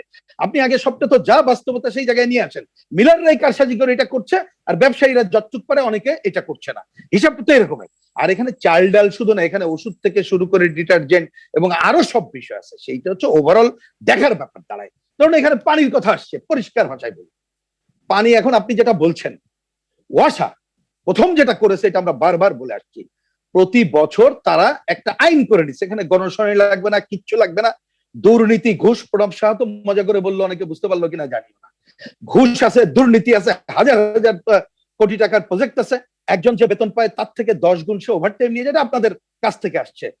কি বলে, ওয়াসার এমডি সাহেব দেশে নাই বিদেশে বসে অফিস করেন, মানে তার কোনো কি বলে যে নাই, স্বচ্ছতা নাই, এবং যেখানে যে তার ভালো পানি দেওয়ার কথা, হেলাল ভাই বলছিলেন যেটা, যে অন্তত পক্ষে সুপেয় পানি দেওয়ার কথা, সেটা দিতে পারে না, তাহলে কি করে, কোন নৈতিকতার ভিত্তিতে বাড়ায়? হ্যাঁ, কাগজে কলমে দেখাচ্ছে 25 টাকা তার খরচ যায়, আমরা বলেছি আসো গণশুনানি করি, আমি শেখর সাহেবকে বলতে চাই, গণশুনানি করুক, গণশুনানিতে যদি প্রমাণ করতে পারে যে ওয়াসা ঠিক মতো দায়িত্ব পালন করছে, তাকে আরো টাকা দেওয়া পরিচালনা করার জন্য দরকার, সরকারের টাকা নেই জনগণকে দেওয়ার জন্য আমরা বলবো, কিন্তু আমরা দেখছি ওইখানে ঘুষ, দুর্নীতি, অন্যায়, অব্যবস্থাপনা আছে, সেইটা সে জনগণের কাছে চাপাচ্ছে, এবং কখন চাপালো থাকে, এটা মিনিমাম যদি নৈতিকতা ওয়াসার থাকে এবং দেখভালের যদি সরকার থাকতো, তাহলে এটা হতে পারে না। এটা মনে রেখেন, 100 টাকা যদি পানিতে বাড়ে, কত টাকা জনগণকে দিতে হয় জানেন? 230 টাকা ঢাকার, কারণ ওই 100 টাকা হচ্ছে সোয়ারিজ, আর 15% তো ভ্যাট আছে। এই বাস্তবতা কিন্তু আসলে নাই। আবার আমি প্রসঙ্গক্রমে আলোচনা আসছে, আপনি দেখেন ব্যবসায়ী সিন্ডিকেটের কি আরেকটা উদাহরণ দিই, গ্যাসের ব্যাপার নিয়ে সেই 2009 সাল থেকে একবার বিআরসি যারা রেগুলেটরি বডি, তাদের কথা ছিল দাম ঠিক করার, 700 টাকা ঠিক করেছিল। আমি নাম উচ্চারণ করছি না, হেলাল ভাই সম্ভবত ছিলেন কিনা জানে, গণশুনানিতে একজন ব্যবসায়ী ঢুকে বললেন যে আমাদের বেসরকারি ভাবে আমদানি করার সুযোগ দেন, 12 কেজি সিলিন্ডার 500 টাকা দেন, একজন বিশিষ্ট ব্যবসায়ী, নাম বলতে পারি, অন রেকর্ড বিআরসিতে। যাই হোক, তারাও দায়িত্ব পালন করে না, ব্যবসায়ীরা গত এই যে 15-20 বছর ধরে নিজেদের ইচ্ছা মতো চালাচ্ছিল, হাইকোর্টের নির্দেশে এইবার তারা একটা গণশুনানি করার মধ্য দিয়ে, আমরা যদিও মনে করেছি আরো কমানো যত, শেষ করছি, তারপরও তারা দাম বেঁধে এই মাসে যখন দিল 842 টাকা, আপনি খোঁজ নেন ব্যবসায়ীদের ঔদত্ত কি পরিমাণ, আমাকে মাফ করবেন এই শব্দ আমি ব্যবহার করতে বাধ্য হলাম, তারা চিঠি দিয়ে বলেছে মানি না, এটা বলতেই পারে না একটা রেগুলেটরি বডিকে, আমরা বলেছি দ্বিমত করি, কিন্তু এটা ইমপ্লিমেন্ট করেন, বলার পরে তারপরে এবার আমি জানি নাম ধরে এখন সময়ের জন্য নাই, অনেক জেলায় ভোক্তা অধিকার সংরক্ষণ কমিটি অধিদপ্তর যারা আছে, আমি নজর ভাইকে বিশেষভাবে বলছি, তারা বলছে যে মার্কেটে যে আমরা দায়িত্ব পালন করতে পারছি না, ব্যবসায়ীরা আপত্তি করছে, আমরা একটু গো স্লো নীতি নিলাম, এবং তারা জোর করে আবার গণশুনানি করে দাম বাড়ানোর জায়গায় যাচ্ছে। মানে একটা জায়গায় একটু যে স্বস্তি দেওয়ার জায়গা ছিল, ব্যবসায়ীরা তাদের সিন্ডিকেট ব্যবসায়ীরা আজকে জোর করে এই কাজটা করছে, তার মানে তারা এই কাজটা করে যাবে। এইখানে 2টা কাজ আবার রিপিট করি, সরকারের বিকল্প ব্যবস্থা যেমন থাকতে হবে, টিসিবি যথাযথভাবে কার্যক্রম করছে না, আমি আর সময় নেই যাচ্ছি না, এইখানে রেশনিং ব্যবস্থা চালু করতে হবে, আর কঠোর নজরদারি এইখানে না বাড়ালে আপনি এই করোনা মহামারীতে মানুষকে আরো দুঃসহ যন্ত্রণা দেবেন। যতই আমরা এইখানে কথা বলি না কেন, ওই সোনালী মুরগির দাম কমলো কি কমলো না, এইটা জনগণের কিছু আসে যায় না, মানুষ যে দুঃসহ অবস্থায় আছে, ওই যে শেখর ভাইকে যে একজন খুব ইনোসেন্ট জায়গা থেকে যে প্রশ্ন করেছেন, এইটা মনে রাখতে হবে, এবং সরকারকে দৃঢ়তার সাথে দায়িত্ব পালন করতে হবে, এই ছাড়া কিন্তু আপনি পারবেন না। মানুষের আপনি বলেন আয় কি পরিমাণ কমেছে, বলেন কোথায় আজকে কি পরিমাণ কর্মহীন হয়েছে, আপনি দেখেন বেসরকারি প্রতিষ্ঠানের কথা নাইবা বললাম, আরো অনেক খবর আমরা জানি, করবে কি, তারা তো টিকে থাকা কঠিন এই সময়। সুতরাং এই দুঃসময়ে যে একটা রাষ্ট্র সরকার তার যে দায়িত্ব আছে, ব্যবসায়ীরা আমি বলি যে তাদের কাছে মায়া কান্না কেঁদে লাভ নেই, যতক্ষণ অল্টারনেট চ্যানেল আপনি যথাযথভাবে না করতে পারবেন তখন এটা করতে পারবেন না। এই কাজটা করা খুব জরুরি বলে আমি মনে করি। জি ধন্যবাদ। জি আমাদের সাথে অনেকগুলো ফোন অপেক্ষা করছে। দর্শক ঝটপট আপনার প্রস্তুতি করে ফেলুন। দর্শক কে আছে? হ্যালো হ্যালো, জি কি আমরা আসসালামু আলাইকুম। ওয়ালাইকুম আসসালাম, হ্যালো, শুনতে পাচ্ছি। গাজীপুর আপনার টঙ্গী থেকে প্রস্তুতি করুন। বলছিলাম। জি গাজীপুর টঙ্গী থেকে আপনার বলছিলাম। নামটি বলুন। জি আজকে বলুন, আমি গাজীপুর থেকে কে বলছেন? গ্যাস কেনার জন্য, রান্না করার গ্যাস কেনার জন্য দোকানে গিয়েছি। তো তারা প্রতিটা দোকানে আমার কাছে 950 টাকা চাচ্ছে। তো আমি বললাম যে আপনারা কেন 950 টাকা চাচ্ছেন? তো সরকার নির্ধারণ করে দিয়েছে রান্না করার গ্যাস 842 টাকা, আপনারা কেন 950 টাকা চাচ্ছেন? তো তারা আমাকে বলল যে সরকার কি বাজেট যে ঘোষণা করছে, আমাদের নিয়ে বাজেট ঘোষণা করছে, আমরা তো দোকানদার সাধারণ, আমরা তো ডিলার তো আমাদের দিচ্ছে না, হ্যাঁ কমে দিচ্ছে না, তাহলে আমরা কিভাবে কমে বিক্রি করব? তো তখন আমি বললাম তো আপনাদের এই ধরনের এই যে আপনাদের মতামতটা যে ডিলারদের কেন বলেন না সরকার যে বাজেট কমাই দিচ্ছে, তা আপনারা কেন? ধন্যবাদ, আপনার প্রশ্নটি আমরা বুঝতে পেরেছি। সাইফুজ্জামান শেখর, যদি দর্শকের এই প্রশ্নটির একটু আপনি উত্তর করেন। আসলে যে প্রস্তুতি করেছে যৌক্তিক, আমার জানা নাই এরকম কোনো ঘটনা ঘটলে যে বেশি দামে বিক্রি করলে অবশ্যই আমাদের একটা রেগুলেটরি অথরিটি আছে, তাদেরকে যদি সে অভিযোগ করে তাহলে তার বিরুদ্ধে ব্যবস্থা নেওয়া হবে, অবশ্যই নেওয়া হবে। তবে এই সাথে আমি একটু বলি, প্রিন্স ভাই যে একতরফাভাবে বলে গেলেন, আসলে আমরা যারা সরি আমি 30 সেকেন্ড একটু সময় নিই, কারণ এটা গুরুত্বপূর্ণ জন ইস্যু বলে আপনাকে বলি। একটু খালি 30 সেকেন্ড আমি শুনছি। এই যে গ্যাসের বিষয়টা, এই রেগুলেটরি বডি দাম নির্ধারণ করার সাথে সাথে ডিসি সাহেবকে জানিয়ে দিয়েছেন।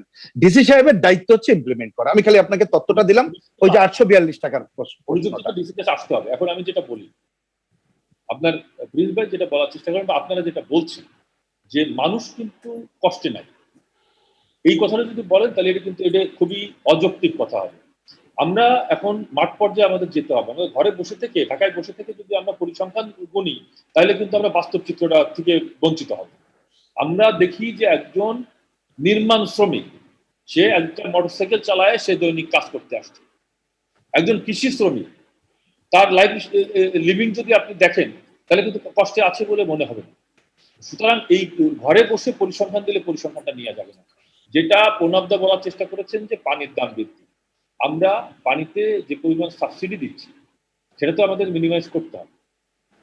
বিদ্যুতে আমরা যে পরিমাণ সাবসিডি দিচ্ছি সেটাকে আমাদের মিনিমাইজ করতে হবে না। একটা সাবসিডি দিয়ে আপনি কতদিন দেশ চালাবেন? আমরা নিম্ন মধ্যবিত্ত দেশ থেকে মধ্যবিত্ত দেশে উপনীত হয়েছি। আমরা গরিব থাকলে যে সহযোগিতা বিদেশ থেকে আসে সেগুলোর পথ তো এখন রুদ্ধ হয়ে যাচ্ছে। এখন তো আমাদের নিজেদের পায়ে দাঁড়ানোর সময় এসেছে। এখন যদি আমরা আগের মতোই ভর্তুকি দিতেই থাকি তাহলে তো আমরা আমাদের যে উত্তরণটা হয়েছে সেই উত্তরণটা ধরে রাখতে পারবো। আমরা যে একদম নিম্ন গরিব একটি দেশের থেকে আজকে মধ্যবিত্ত দেশে রূপান্তরিত হয়েছে, এটা হওয়ার কারণে কিন্তু আমরা অনেক বিদেশি সহযোগিতা থেকে আমরা বঞ্চিত। তাহলে সেটা মিনিমাইজ করতে হলে তো আমাদের নিজেদেরকে এগিয়ে আসতে হবে। এই জায়গা যদি আমরা না বুঝি, অবিবেচনার মতো যদি আমরা শুধু সমালোচনাই করতে থাকি তাহলে তো মুশকিল হবে। শেখর, আমি একটু জবাব দিই। আপনি যেটা বললেন এই ভর্তুকি কমানোর ব্যাপারে আপনার সাথে আমি একমত, 100% একমত। কিন্তু আমার 26 টাকা পানির উৎপাদন খরচ, আমি এখন 11 টাকা মানে ইয়ের থেকে নিচ্ছি, এই গ্রাহকের থেকে নিচ্ছি 15 টাকা সরকারি ভর্তুকি। আমি এই ভর্তুকি আরো 5 টাকা, আরো 11 টাকার জায়গায় 16 টাকা দিতে রাজি আছি। কিন্তু আপনি 10 টাকা দুর্নীতি কমান, তাহলে আমি 5 টাকা বাড়াই, আপনি 10 টাকা দুর্নীতি কমান, সরকারের জিরো ভর্তুকি হয়। অবশ্যই আমরা সেই জায়গাটা যেতে চাই। আমি পানির দাম বেশি দিতে চাই, কিন্তু প্রাইভেট সেক্টরে দিয়ে দেন, আমরা 10 টাকা করে পানি বিক্রি করব না। আগে তো আমরা সেই ভর্তুকি দেব না। না আমি বলতে চাই না, আমি তো ভর্তুকি চাই না, আমি তো সরকারের ভর্তুকি জিরো করতে চাই। আমার 15 টাকা ভর্তুকি যায়, আপনি 10 টাকা কমান, আমি 5 টাকা বাড়তি দেই গ্রাহক, অথবা আমি 10 টাকা বেশি দিই, আপনি 5 টাকা দুর্নীতি কমান। না, প্রথম হচ্ছে 26 টাকা উৎপাদন খরচই তো তথ্যটা ঠিক না তো। এখানে দুর্নীতি অন্যায় অব্যবস্থাটা কমালে এটা অনেক ভর্তুকি কমে আসে, আর 11 টাকা না। এখানে আপনি আরেকটা বলি, বাণিজ্য খাতে অনেক বেশি। সেগুলো আরেকটা বলি, আপনার জনপ্রতিনিধি, আপনাদের কাছে আমাদের চাহিদা, আমরা ঘরে বসে পরিসংখ্যান বলি না, আমাদের বিদ্যুৎ উৎপাদন 23,000 মেগাওয়াট, আমরা সরকারের প্রশংসায় পঞ্চমুখ, কিন্তু আমার গাইবান্ধা, কুড়িগ্রাম, রংপুরে 10 মিনিটের ঝড় বৃষ্টি হলে 8 ঘন্টা বিদ্যুৎ থাকে না। তাহলে এই যে 23,000 মেগাওয়াট উৎপাদন করলাম, মাথা পিছু 45 মেগাওয়াট কিলোওয়াট আমরা হিসাব করতেছি, ওইটার ব্যবস্থাপনা করবে কে? ওইখানকার লোক কেন বিদ্যুতের দাম দিবে? না, আপনি একটা যৌক্তিক কথা বলেছেন, কিন্তু আপনাকে আমি একটু ব্যাখ্যাটা দিই। সেটা হচ্ছে কি, ঝড় বৃষ্টি হলে পারে তো পৃথিবীর সব জায়গায় বিদ্যুৎ চলে যায়। না না না, ঢাকা শহরে যায় না, আমি শেষ করি, রাজশাহীতে যায় না। আমি শেষ করি। মনে হচ্ছে যে আমাদের সঞ্চালন লাইনটা খুবই দুর্বল। এই সঞ্চালন লাইনের দিকে কেউ নজর দেয় নাই কখনো। আমাদের সরকার এই সঞ্চালন লাইন আপগ্রেড করবার জন্য অলরেডি কাজ শুরু করেছে এবং কিছু অংশের কাজ শেষ হয়েছে। আমরা আশা করছি যে আরো 5 বছরের মধ্যে আমরা সঞ্চালন লাইনটা পরিপূর্ণভাবে ঠিক করতে পারবো, তখন আমাদের এই সমস্যাটা কেটে আসবে। এখন আমরা যে বিদ্যুৎ উৎপাদন করার সামর্থ্য রাখি সেটা কিন্তু প্রয়োজনের চেয়ে দ্বিগুণ, কিন্তু আমরা প্রয়োজন যেটুকু সেটুকু কিন্তু আমরা একবারে সঞ্চালন লাইনে দিতে পারছি না, কারণ আমাদের সঞ্চালন লাইনটা খুবই দুর্বল। আমরা এটাকে সফল করবার জন্য, মাটির তল দিয়ে লাইন নেওয়ার জন্য এই প্রক্রিয়াটা কিন্তু আমরা শুরু করেছি এবং আশা করছি যে আমরা উইদিন শর্ট টাইমে আমরা এটা শেষ করতে পারবো। কাজটা চলমান আছে, সুতরাং কিছু আমার একটা জাস্ট অবজারভেশন একটা জায়গায় এমপি সাহেব যেটা বলেছেন যে যদি ভর্তুকি এত দিতে হয় তাহলে সরকার চলবে কিভাবে। আবার এখন করোনার সময় আপনার সরকারের যেমন স্প্যান করা দরকার, অনেক কিছু সাপোর্ট দেওয়া দরকার, at the same time tax কালেকশনের ক্ষেত্রে একটা টান আছে, এটা বুঝলাম। কিন্তু অগ্রাধিকার যেটা এই সময়টাতে, সেই অগ্রাধিকার বলে এইটা গুড টাইম না আপনার পানির দাম বাড়ানো। আমি বলছি যে সরকার যদি আপনার পানির মতো জিনিসের দাম বাড়ায় তাহলে প্রাইভেট সেক্টর থেকে কিন্তু আপনার চাপটা উঠে যায়। সেজন্য আমি মনে করি যে অবশ্যই আস্তে আস্তে আপনার সরকারকে ভর্তুকি তুলতে হবে। এই বৈশ্বিক বাস্তবতায় ট্রাম্প এবং বাইডেনের মাঝখানে যে ফাইটটা হয়েছে, যে বিলটা নিয়ে আর কি, ওই বিলটা পাশ হলে আমেরিকাতে নিম্নবিত্তের বা নিম্ন মধ্যবিত্তের যাদেরকে আপনার বাসা থেকে উঠাই দিচ্ছে, ভাড়া দিতে পারছে না, তাদেরকে দেখা যাচ্ছে আপনার ওই বিল দিয়ে টাকা দিবে, ওইরকম সাপোর্ট আমেরিকা পর্যন্ত লাগছে। সেই হিসাবে আমি মনে করি বাংলাদেশে এই সময়টাতে আমরা যে বাজেটটা করেছি সেই বাজেটটাতে ট্যাক্সের টাকা তো পড়া চলে যায় আমাদের চলতি ব্যয় গভর্নমেন্টের সাইজ সবকিছু মিলে, কিন্তু আমাদের যে উন্নয়ন ব্যয়টা সেটা পড়া ধার করি। সেখানে অনেকগুলো প্রজেক্ট কমানোর স্কোপ ছিল, যেগুলো আসছে 400 প্রজেক্টের মতো আসছে, যেগুলো আপনার নিম্ন অগ্রাধিকার প্রজেক্ট ছিল, সেগুলো নেওয়া হয়েছে। আমার কাছে মনে হয় সেই জায়গাটাই চাপ কমিয়ে যদি এইবার 1-2 বছর যখন আপনার করোনা আছে, এই পানির দামের মতো জিনিসগুলোতে সেন্সিটিভ ইস্যুগুলোতে একটুখানি সহনশীল হওয়া উচিত। আমি এখনো এমপি সাহেবকে দিয়ে এটা আমি প্রেস রাখবো যে এই পানির দামটা যেন আপাতত না বাড়ানো হয়। অবশ্যই আপনারা তুলে দিবেন, কারণ সাবসিডি তো দিয়ে গভর্নমেন্ট চলতে পারে না, কারণ গভর্নমেন্টের তার নিজের কোনো মেশিন নাই, মানে টাকা আর্ন করা, ট্যাক্স করে নিতে হবে এবং কম্পিটিং অনেকগুলো সেক্টরে গভর্নমেন্টকে সাপোর্ট দিতে হবে। এই জায়গাটা আমি একটা জোরালো আপনার দাবি রাখলাম আপনার কাছে। মোহাম্মদ হেলালুদ্দিন, আন্তর্জাতিক বাজারে দাম বাড়লে কিংবা কর বাড়লে সঙ্গে সঙ্গে বাজারে বিভিন্ন পণ্যের দাম বেড়ে যায়, কিন্তু যখন কমে কিংবা কর ছাড় দেওয়া হয় তখন তার প্রভাব বাজারে পড়তে দীর্ঘ সময় লাগে কিংবা দীর্ঘ সময় নিয়ে নেয়। এটা কতখানি যৌক্তিক? আপনি যেটা বলছেন, আশিক ভাই, আমরা যখন ব্যবসা করি তখন আমরা কিন্তু আসলে দেখি যে পণ্যের দাম কমে, অনেকে হয়তো দেখেন না। আমরা আসবো, আমি আপনার জি জি বলুন। হ্যালো স্যার, বলুন। আমি দেব জি জি। এখন আমরা ভাবে যেটা আমরা দেখেছি এবং বাংলাদেশের ক্ষেত্রে যেটা একেবারে ট্রু, যে যখন দাম বেড়ে যায় সাথে সাথে বাড়িয়ে দেয়। কারণ একটা ব্যবসায়ী তখন দেখে, তাদের বিহেভিয়ারটা আমরা অ্যানালাইজ করে দেখেছি, তারা যখন দেখে যে 2 সপ্তাহ পরে আপনার দামি জিনিসটা আসবে তখন তো দাম বেড়ে যাবে। অথবা আমার কাছে এখন যে স্টকটা আছে সেটা আমি একটু ধরে রাখতে আলটিমেটলি আমি 2 সপ্তাহ পরে বেশি দামে বিক্রি করতে পারবো। কারণ সব ব্যবসায়ী যদি আপনার সাপ্লাই একটু কমিয়ে দেয় তাহলে ইফেক্টিভ সাপ্লাই কমে গিয়ে সাথে সাথে দাম বেড়ে যায়। আবার যখন বিশ্ববাজারের দামটা কমে যাওয়ার ক্ষেত্রে তখন যেটা হয়, তারা বলে যে না, আমি তো ওই কম দামি জিনিসটা আসুক, কিন্তু আমি তো আগে বেশি দামে কিনে রাখছি। এটা আমরা বলি অ্যাসাইমেট্রিক ট্রান্সমিশন, যে বাড়ার সময় বাড়িয়ে দিচ্ছে, সাথে সাথে কমার সময় এই সুযোগটা ব্যবসায়ীরা নিচ্ছে। এবং এইটা আমি মনে করি যে এই দায়টা হেলাল ভাই এখানে আছে, ব্যবসায়ীদেরকে নিতে হবে, এই ব্যবসায়ীরা প্র্যাকটিসটা করে। এবং আমি মনে করি এটা এই ক্ষেত্রে গভর্নমেন্টের যে পলিসি, গভর্নমেন্ট অনেক সময় আমি দেখলাম যে গভর্নমেন্টের যারা মনিটরিং আছে তারা আবার যায় গিয়ে দেখে যে আপনার তো আগের স্টক আছে, আপনি ছাড়ছেন না কেন, আপনি আটকে রাখছেন কেন, আপনি তো দাম বাড়াইতে পারেন না, কিন্তু সেটা অনেক বেশি ইফেক্টিভ হয় না। এত ব্যবসায়ীর মধ্যে অল্প একটু মনিটরিং আপনার সেভাবে ইফেক্টিভলি কাজ করেন। জি, ব্যবসায়ী মোহাম্মদ হেলালুদ্দিন, আপনি যদি এখন বলেন। জি, ধন্যবাদ আশিক ভাই। আমি বলি আপনাকে, যেমন কিছুক্ষণ আগে বললাম না, টিসিবি কিন্তু ন্যায্য মূল্যে বিক্রি করে না, টিসিবি বিক্রি করে ভর্তুকি মূল্যে। হ্যাঁ, আপনি আজকে যদি বাজারে যান দেখবেন আজকে বাজারে তেল বিক্রি হচ্ছে 150 টাকা পার লিটার, আর টিসিবি বিক্রি করছে 100 টাকা লিটার।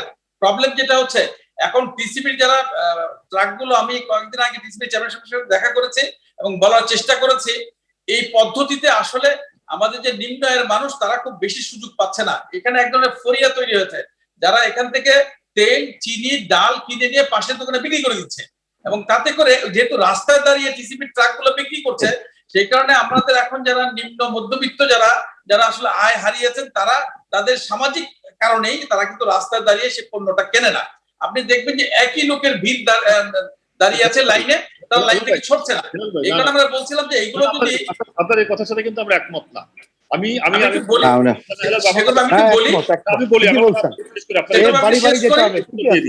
আমি শেষ করি।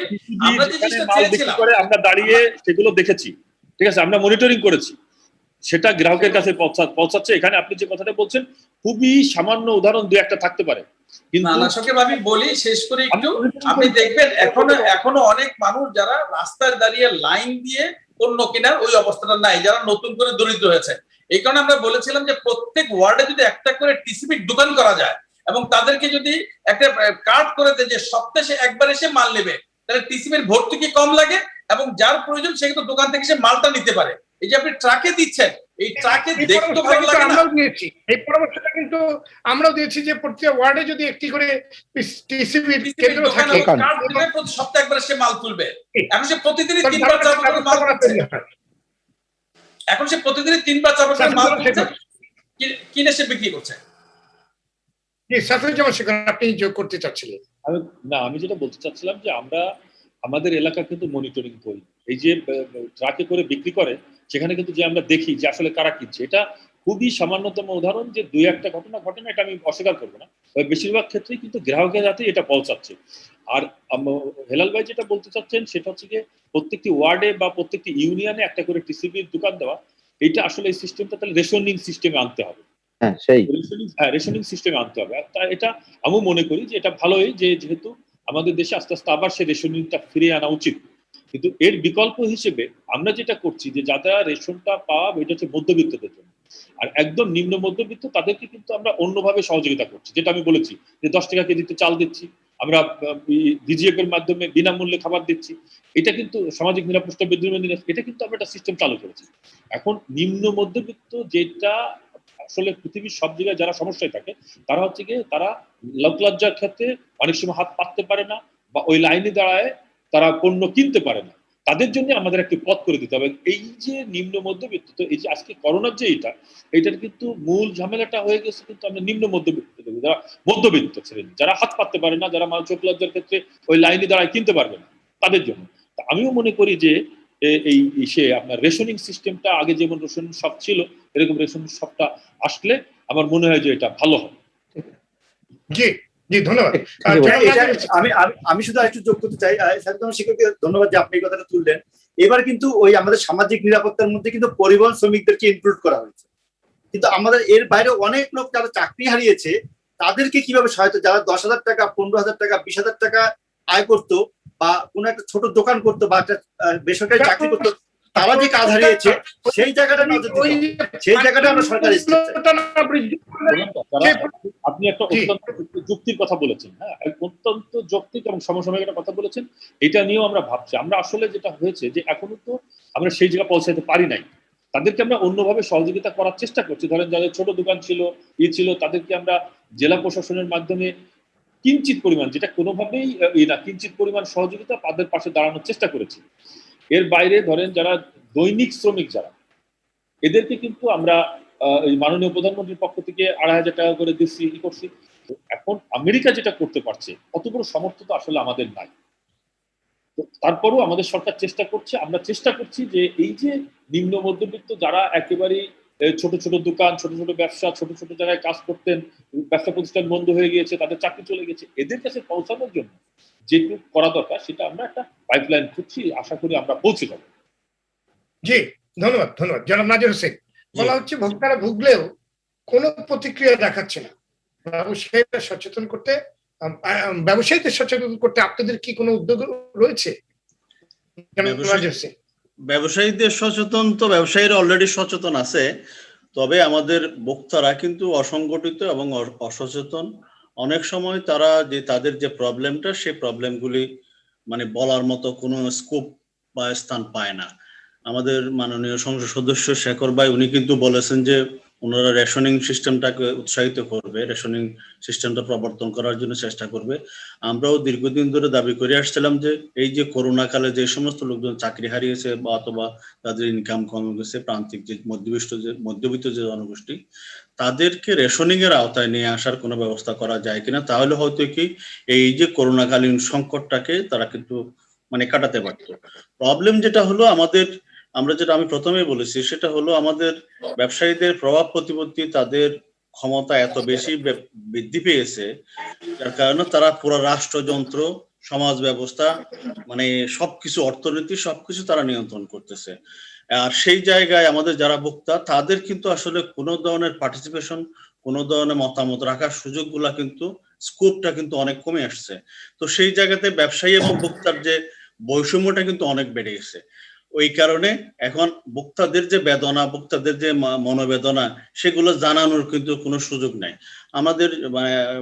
শেখর ভাই যেরকম বলতেছিলেন যে আসলে মানুষ ভালো আছে, মানুষ কষ্টে আছে, কষ্টে থাকার যে বিষয়টা, সেটা কিন্তু জানানোরও কিন্তু সুযোগগুলা কিন্তু কমে গেছে। তো সেই জন্য আসলে মানুষের মনোবেদনা জানানোর সুযোগগুলো তৈরি করা দরকার। এবং 21তে আরেকটা জিনিস আমরা বলে আসছি, সেটা হলো যে ব্যবসায়ীদের যে মার্কেটিং পলিসি, মানে হেলাল ভাই যেরকম বললেন যে দাম বাড়ে নাই, পেঁয়াজের দাম কমছে, একটা উদাহরণ তৈরি করলেন, বা আমের দাম কমে গেছে ওই জায়গাতে, ঠিক সে একই জায়গায় বক্তাদের কিন্তু আসলে তারা যেন যাচাই বাছাই করে মানে সবকিছু মানে বিষয়গুলো তথ্য নিয়ে পণ্য ক্রয় করতে পারে, এবং কোন পণ্যটা কিরকম কিভাবে কিনবে, ওই জায়গাতে তাদের যদি সক্ষমতা বৃদ্ধি করা যায়, তাহলে হয়তো দেখা যাবে যে ব্যবসায়ীদের যে কৌশলগুলি আছে, সে কৌশলগুলি তারা কিন্তু মিনিমাইজ করতে পারবে।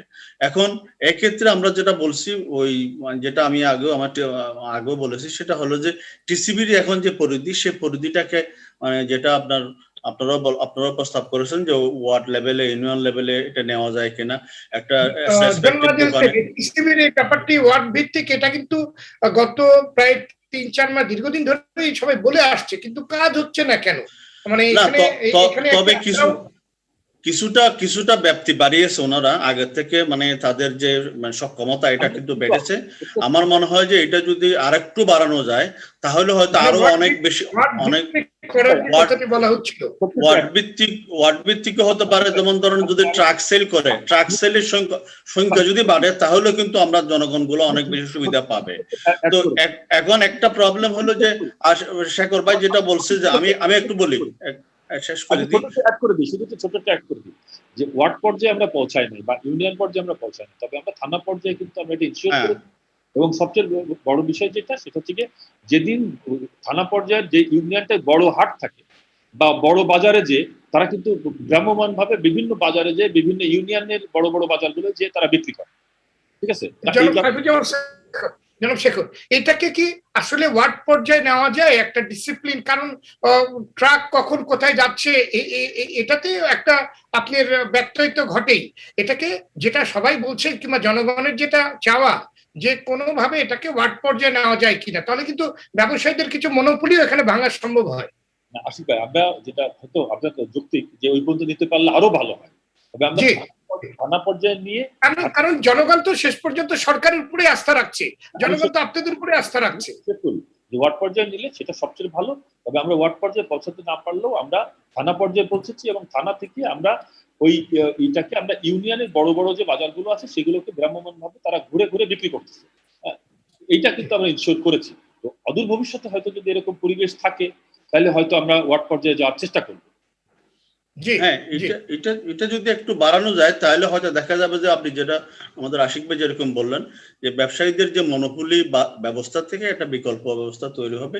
তো সেই জন্য আমরা ওই জায়গাতে বলবো যে আসলে কনজিউমারদের সক্ষমতা বৃদ্ধি করা দরকার, তাদেরকে অ্যাওয়ার করা দরকার, তারাও যেন এগুলো বুঝতে পারে। এই বিষয়টা হলে মনে হয় যে এখান থেকে একটা আমি এই জায়গাটা একটু দ্বিমত করি এভাবে, বাজার ব্যবস্থা যে মেন সিস্টেম, সেই সিস্টেমের বাহিরে টিসিবি কে এক্সপান্ড করে আপনি সলভ করতে পারবেন না, বাজারটাকে ফিক্স করতে হবে। এখন সেই জায়গাটাই প্রবলেম দেখতে হবে। আপনি খেয়াল করেন, আমরা যখন মূল্যস্ফীতি ক্যালকুলেট করি, কয়েকশো কমোডিটি আছে হাউস হোল্ড কনজিউম করে, কয়টা দ্রব্য আপনার টিসিবি দেয়? 2, 3, 4, 5টা। এর বাইরে যে আপনার ওখানে শত শত পণ্য আছে, সেগুলোর বাজার কি চলে যাবে? আমি চাল ডালের মতো কয়েকটা জিনিস হয়তো আপনি টিসিবি দিয়ে নিম্ন নিম্ন মধ্যবিত্তকে আপনি কিছু দিতে পারেন। আলটিমেটলি আপনাকে এই সিস্টেম দিয়ে আপনাকে চলতে হবে। তাহলে সিস্টেমটার মধ্যে কোথায় প্রবলেম আছে, সরকারের পলিসিতে কোথায় কোথায় আপনার গ্যাপ আছে, সেগুলো আমাদেরকে একটু বেশি সার্চ করতে হবে। হেলাল ভাই, এখানে হয় কি, মুক্ত বাজার অর্থনীতিতে এই ধরনের ঘটনা থাকবে, পণ্যের দাম ওঠানামা করবে। সরকার যেটা করে, দরিদ্র মানুষের জন্য, নিম্ন মানুষের জন্য সরকার ভর্তুকি দেয় অথবা তাদের বিষয়টা সরকার দেখভাল করে, এবং বাংলাদেশের সরকার তাই দেখভাল করছে। কিন্তু প্রবলেমটা কোথায় আপনি দেখেন, একটা ট্রাকে দেওয়া হচ্ছে 2 টন মাল, অর্থাৎ 2000 কেজি মাল, এবং প্রতি কেজিতে 10 টাকা করে তাকে কমিশন দেওয়া হচ্ছে। অর্থাৎ প্রতিদিন একটা ট্রাকে যিনি ডিলার, উনি পাচ্ছেন 20,000 টাকা। সেই ক্ষেত্রে যদি একটা দোকান ভাড়া নেয়, মাসে কিন্তু সে এত টাকা তার লাগছে না।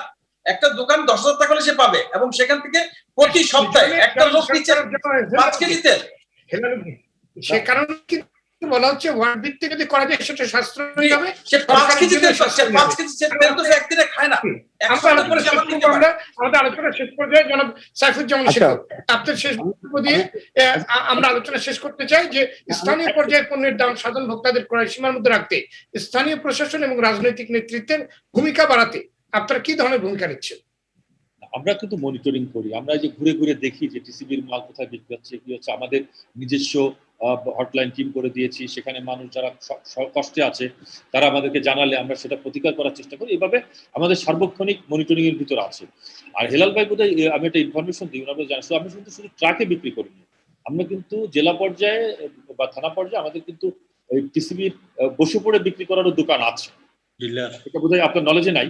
তো যাই হোক, আমি সর্বশেষ সেখানে ফিরতে চাই যে রুহিন হোসেন প্রিন্স ভাই যে কথাটি বলেছিলেন, সেটা হচ্ছে গিয়ে বিকল্প একটা চেন থাকা দরকার। আমরা সেই বিকল্প চেনকে কিন্তু রেডি করছি। মুক্তবাজার অর্থনীতিতে আপনি ব্যবসায়ীদেরকে অস্ত্রের মুখে কিন্তু ব্যবসা করাতে পারবেন না। মুক্তবাজার অর্থনীতি কিন্তু এটাকে অ্যালাউ করে না। মুক্তবাজার অর্থনীতিতে যেভাবে চলতেছে সেটাকে মনিটরিং এর ভিতরে এনে আমরা যেটা করতে পারি, আমরা বিকল্প চেন আমরা চেষ্টা করতেছি। যেমন আমরা ধরেন এই যে কৃষককে যাতে কম পয়সায় সে আম নিয়ে আসতে পারে, এই জন্য আমরা ট্রেনে মাত্র 1 টাকা শুল্কে আমরা আম আনার ব্যবস্থা করে দিয়েছি। আমরা কৃষকের বাজার করে দিয়েছি। এইভাবে আমরা বিকল্প চেন মেনটেন করছি। আপনারা আমাদের জন্য দোয়া করেন, আমরা ইনশাল্লাহ আপনারা যেভাবে চাচ্ছেন আমরা সেখানে পৌঁছানোর চেষ্টা করছি।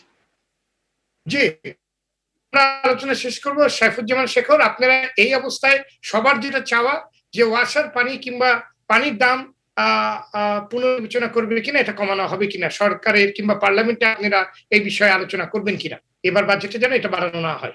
আপনার কাছে শেষ আপনার আমি শুধু বলি, ওয়াসার কথা তো সাইফুজ্জামান শেখর বলবেন না, উনি মাগুরার এমপি। ঢাকা শহরের 14 জন এমপি কি বলবে? আমরা তাদের কাছে দাবি জানানো উচিত। এটা ওনাদেরকে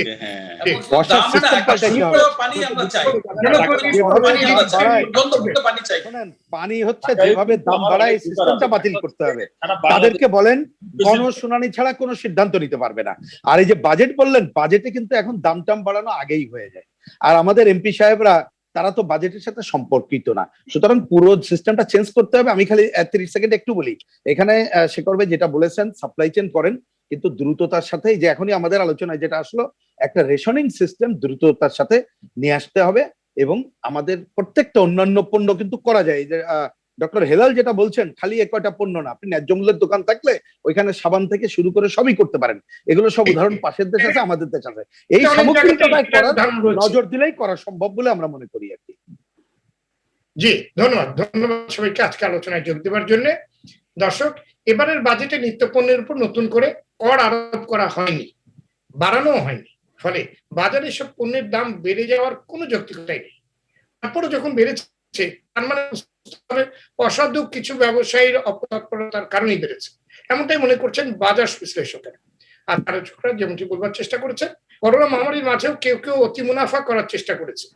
এটা প্রতিরোধ করতে হলে সরকারি সংস্থাগুলোর পক্ষ থেকে বাজার তদারকি বাড়াতে হবে।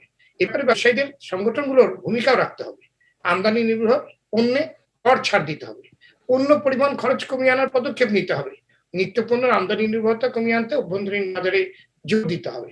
করোনা মহামারীর মাঝে পানি, গ্যাস, বিদ্যুতের দাম বাড়ানো থেকে বিরত থাকতে হবে। দর্শক, আজ এ পর্যন্তই। আমি সপ্তাহে আবারও ফিরে আসবো। আমি সৈয়দ আশিক রহমান। সবাই ভালো থাকুন, সুস্থ থাকুন, স্বাস্থ্যবিধি মেনে চলুন, অবশ্যই মাস্ক ব্যবহার করুন। সঙ্গে থাকার জন্য ধন্যবাদ। For more updates, subscribe and press the bell icon on YouTube app and never miss another update. সময়